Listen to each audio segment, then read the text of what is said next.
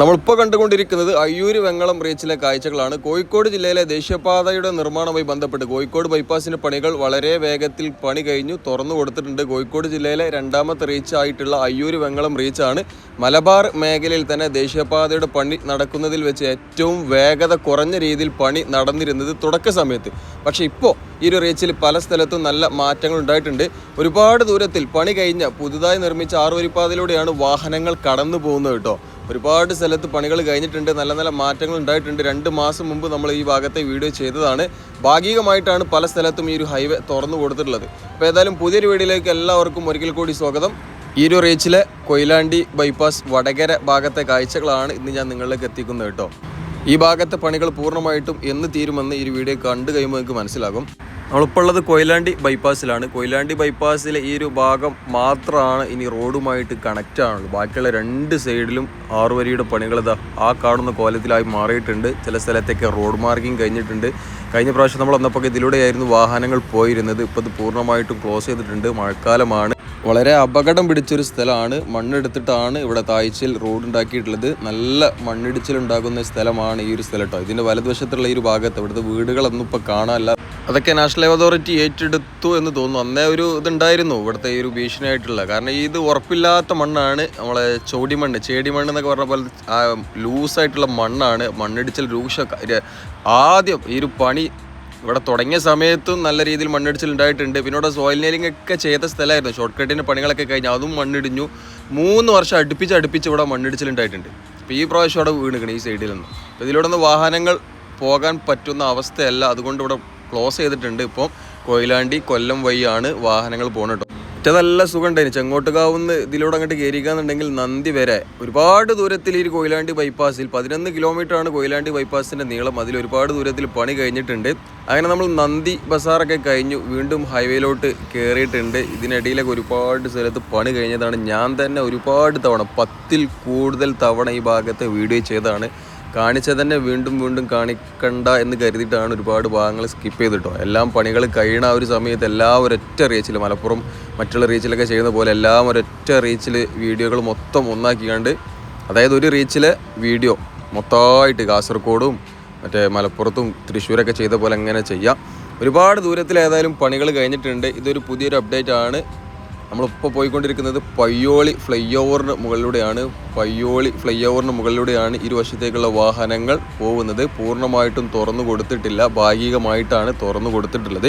ഏതായാലും നല്ലൊരു അപ്ഡേറ്റ് ആണ്.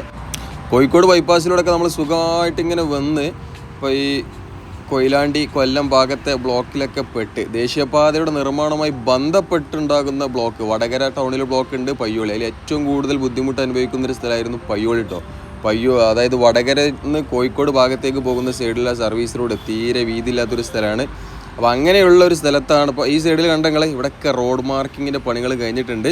ഏതായാലും ഈ ഒരു സൈഡിലൂടെയാണ് വാഹനങ്ങൾ പോകുന്നത്. രണ്ടും ഒരു സൈഡിലൂടെ കേട്ടോ. ഇവിടെ കുറച്ച് പണികൾ, അതിൻ്റെ ഈ ഒരു ഫ്ലൈ ഓവറിന് മുകളിൽ കുറച്ച് പണികൾ ബാക്കിയുണ്ട്. അതുകൂടി കഴിഞ്ഞിക്കാന്നുണ്ടെങ്കിൽ പൂർണ്ണമായിട്ടും തുറന്നു കൊടുക്കും. നല്ല സുഖമുണ്ട് ഇപ്പോൾ ഈ ഒരു ലോറികളും അതേപോലെ ദീർഘദൂര വാഹനങ്ങളൊക്കെ ഈ ഒരു ഫ്ലൈ ഓവറിന് മുകളിലൂടെ പോകുന്നത് കൊണ്ട് പയ്യോളി ടൗണിൽ, പയ്യോളി അങ്ങാടിയിൽ ആ ഒരു ഗതാഗതക്കുരുക്ക്, ആ ഒരു സ്തംഭനോ കാര്യങ്ങളോ ഒന്നുമില്ല കേട്ടോ. എന്താ സുഖം. ഇതാണ് റോഡിൻ്റെ പണി പൂർണ്ണമായിട്ടും കഴിഞ്ഞിക്കാന്നുണ്ടെങ്കിൽ നല്ല സുഖമായിട്ട് പോകാം. എന്തായാലും 2021 തുടങ്ങിയ പണി 2026 ജൂലൈ ആയി. ജൂലൈ മാസം കഴിയാനായി. 12 ദിവസം കൂടി കഴിഞ്ഞാൽ ജൂലൈ കഴിഞ്ഞു. ഇവർ ദേശീയപാതയുടെ നിർമ്മാണവുമായി ബന്ധപ്പെട്ട് കേരളത്തിലേക്ക് ഭീമൻ കമ്പനികൾ വരുന്നു.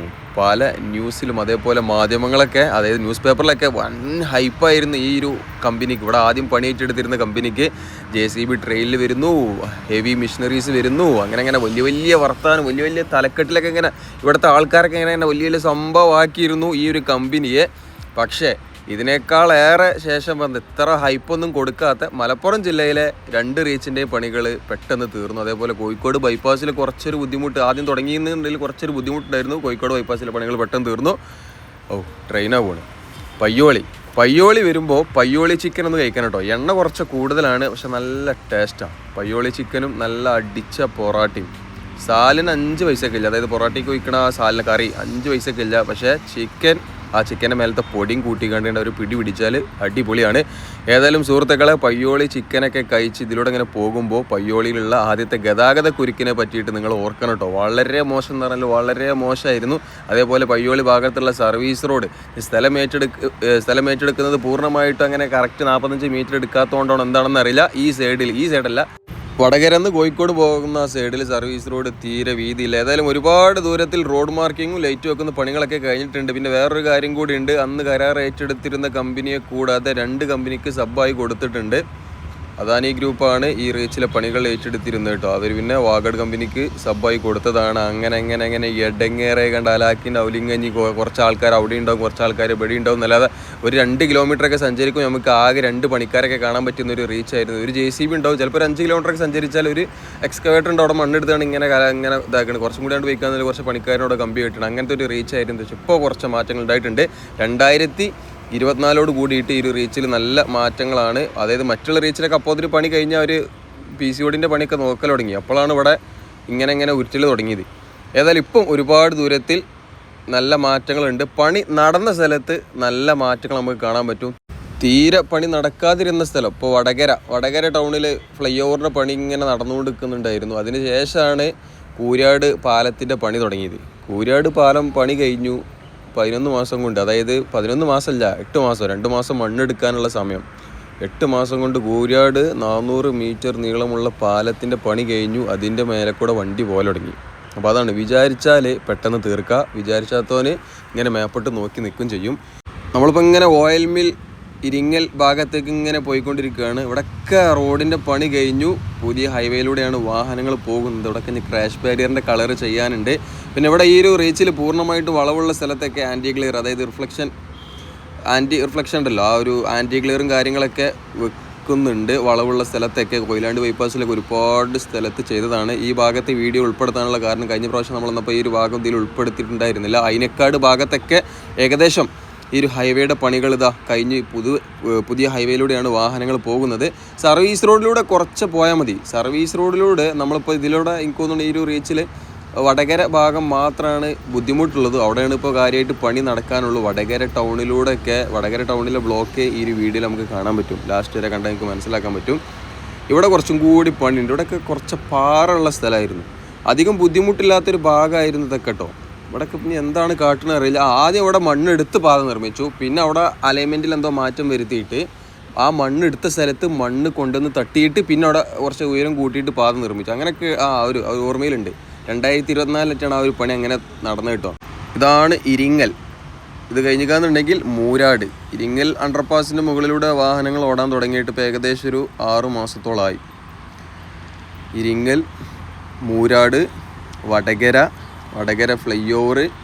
അത് കഴിഞ്ഞിക്കാന്നുണ്ടെങ്കിൽ പിന്നെ കുഞ്ഞിപ്പള്ളി ആ ഭാഗത്തൊക്കെ കുറച്ചൊക്കെ ഒരു മാറ്റമുണ്ട്. അതായത് ബുദ്ധിമുട്ടില്ലാതെ വാഹനങ്ങൾക്ക് പോകാൻ പറ്റുന്നുണ്ട്. പിന്നെ ടോൾ പ്ലാസനോട് ചേർന്നിട്ടുള്ള നമ്മൾ ROBൻ്റെ ആ ഒരു ഭാഗം, അവിടെയൊക്കെയാണ് ഇപ്പോൾ കാര്യമായിട്ട് ബുദ്ധിമുട്ടുള്ളൂ. ROBയുടെ ആ ഒരു ഭാഗമൊക്കെ കഴിഞ്ഞ പ്രാവശ്യം നമ്മൾ കാണിച്ചതാണ്. പിന്നെ വടകര ഈ ഒരു ഭാഗത്തേക്ക് വരികയാണെന്നുണ്ടെങ്കിൽ ഈ ഒരു റെയിൽവേ ഗേറ്റിൻ്റെ ഈ ഒരു ഭാഗത്ത് അണ്ടർപാസിനോട് ചേർന്നിട്ടുള്ള ഭാഗത്ത് മണ്ണിട്ട് ഉയർത്തുന്ന പണികൾ കഴിഞ്ഞിട്ടുണ്ട്. അവിടെ മറ്റേ കോൺക്രീറ്റ് മൂരാട് സ്പെഷ്യൽ പാക്കേജ് പ്രകാരം നിർമ്മിച്ച 2.5 കിലോമീറ്ററിലെ കോൺക്രീറ്റ് റോഡിനോട് കണക്ട് ചെയ്യുന്ന പണികൾ കുറച്ചും കൂടി ബാക്കിയുണ്ട്. ഒരാഴ്ച കൊണ്ട് ഈ അണ്ടർപാസിന് മുകളിലൂടെ വാഹനങ്ങൾ ഓടാൻ തുടങ്ങും എന്ന് പ്രതീക്ഷിക്കുന്നു. ഇപ്പോൾ ഞാനൊക്കെ പോയത് ഇപ്പോൾ ഈ അണ്ടർപാസിന് മുകളിലൂടെയാണ്. ഇവിടെ ഇങ്ങനെ കുറച്ചും കൂടി ഒന്നും കൂടി ഒന്ന് മിനുക്കപ്പണി കഴിഞ്ഞിക്കാന്നുണ്ടെങ്കിൽ തുറന്നു കൊടുക്കുന്നതായിരിക്കും.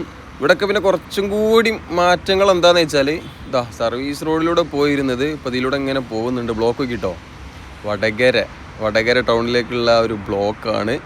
ഇവിടെ പണി എന്ന് പറഞ്ഞാൽ 2-3 പാലങ്ങളുടെ പണി തീരാനുണ്ട്.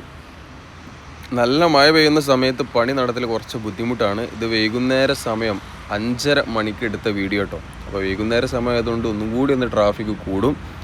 ഏതായാലും ഇവിടെയൊക്കെ പെട്ടെന്ന് പണികൾ തീർക്കേണ്ട ഒരു ഭാഗമാണ്. പക്ഷേ ഏറ്റവും മോശമായിട്ടും ഏറ്റവും സ്ലോ ആയിട്ട് പണികൾ നടക്കുന്നത് ഈ ഭാഗത്താണ്. എത്ര കാലമായി നിങ്ങൾ ദേശീയപാതയുടെ വീഡിയോ കാണാൻ തുടങ്ങിയിട്ട്? ഞാൻ തന്നെ ഇപ്പോൾ 2024 മുതൽ ഡ്രോൺ വിഷ്വലാണ് ഇപ്പോൾ കാര്യമായിട്ട് ഞാൻ നിങ്ങളിലേക്ക് എത്തിക്കുന്നത്. ഈ ഒരു ഭാഗത്തെ വീഡിയോ തന്നെ ഏകദേശം ഒരു 10 കൂടുതലോ ഞാൻ നിങ്ങളിലേക്ക് എത്തിച്ചിട്ടുണ്ടോ. അന്നും ഇന്നും ഒരേ പോലുള്ളൊരു സ്ഥലമാണ് നമ്മളെ ഈ വടകര ടൗൺ കേട്ടോ. ഈ ഫ്ലൈ ഓവറിന് പണിയൊക്കെ ഏകദേശം കഴിഞ്ഞിട്ട് ഇവിടെ ഒന്നും ഒരു പ്രശ്നമോ കാര്യങ്ങളോ ഒന്നുമില്ല. ട്രാഫിക് ഡൈവേർട്ട് ചെയ്യുക, RE പാനൽ വെച്ച് മണ്ണിട്ട് ഉയർത്തുന്ന പണികൾ മാത്രമാണ് ബാക്കി.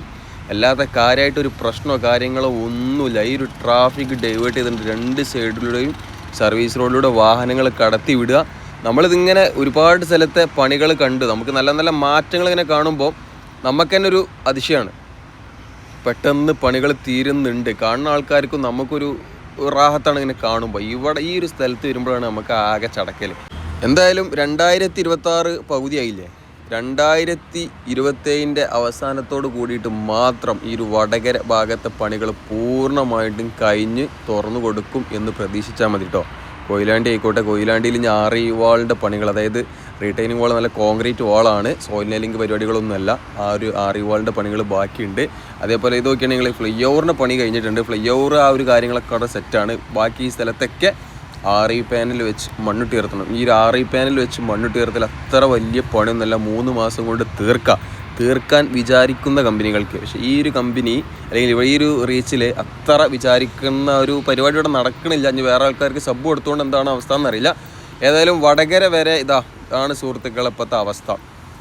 ഫ്ലൈ ഓവറിൻ്റെ പണി കഴിഞ്ഞിട്ടുണ്ട്, RE പാനൽ വെച്ച് മണ്ണിട്ട് ഉയർത്തുന്ന പണികൾ ബാക്കിയുണ്ട്. ഏതായാലും മറ്റുള്ള സ്ഥലങ്ങളെ പോലെ ബുദ്ധിമുട്ട് അത്ര ഒന്നും ഇല്ലാത്തൊരു ഏരിയയാണ് ഇപ്പോൾ ഈ ഒരു ഭാഗം. ഏതായാലും ഇതൊക്കെയാണ് ഇന്നത്തെ കാഴ്ചകൾ.